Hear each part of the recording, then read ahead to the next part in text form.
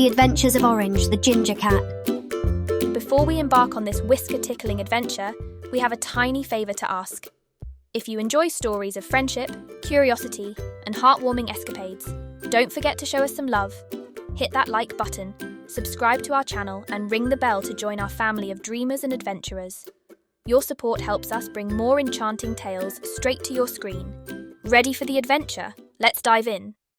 In the heartwarming suburb of Canberra, Australia, a curious ginger kitten named Orange lived with a heart brimming with dreams of exploration. On a day filled with the promise of adventure, Orange found himself at the cusp of a journey that would lead him into the heart of unexpected camaraderie and mischief. The arrival of Vivaan's cousins, Arjun and Dishanth from India, along with their Beagle Rocky, sparked an idea in Orange. Why not take Rocky on a grand tour of Canberra?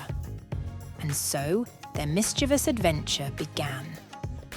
Their first stop, the grandiose National Museum of Australia, where Orange attempted to explain the significance of the exhibits, albeit in his own whimsical way. Welcome to the National Museum of Australia, Rocky. This place is a treasure trove of stories and secrets from down under. Wow, it's huge, but what's so special about all this old stuff? Old stuff? Rocky, these aren't just old things. They're keys to understanding the great adventures of the past. Take this boomerang, for example. It's not just a piece of wood.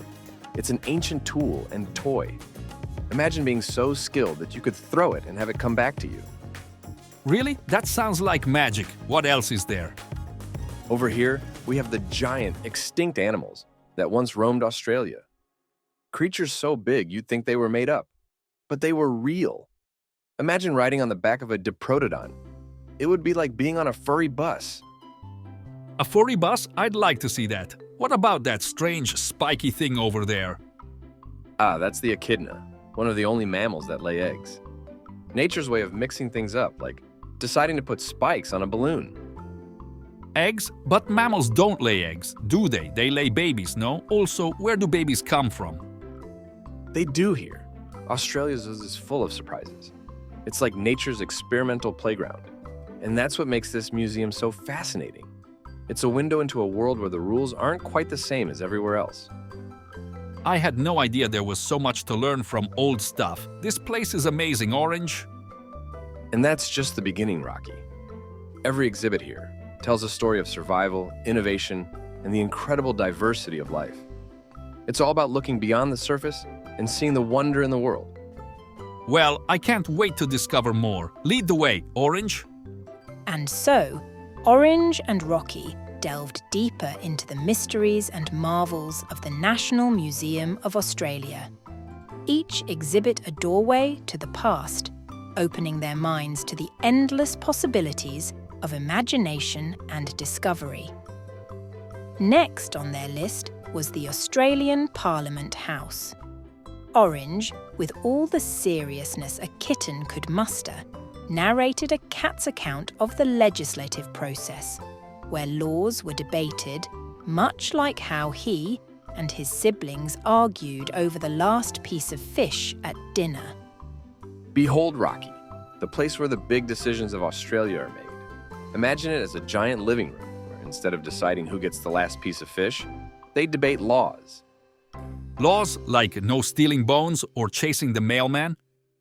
Exactly, but for humans. Now picture this. On one side, you have Team Fish, who wants to eat the fish right away. On the other side, Team Save for Later, arguing the fish will taste better if we wait. And they argue back and forth like my siblings Arjun and Dishanth over dinner. Yes, but instead of fur flying, they use fancy words and sometimes even wear wigs. They debate, they argue, and sometimes they even agree to share the fish. Do they ever get so mad they start hissing and chasing each other around the room? Not quite, but they do raise their voices and point a lot. In the end, they vote, just like we might vote on who did the best trick for a treat. So what happens if they can't decide who gets the fish?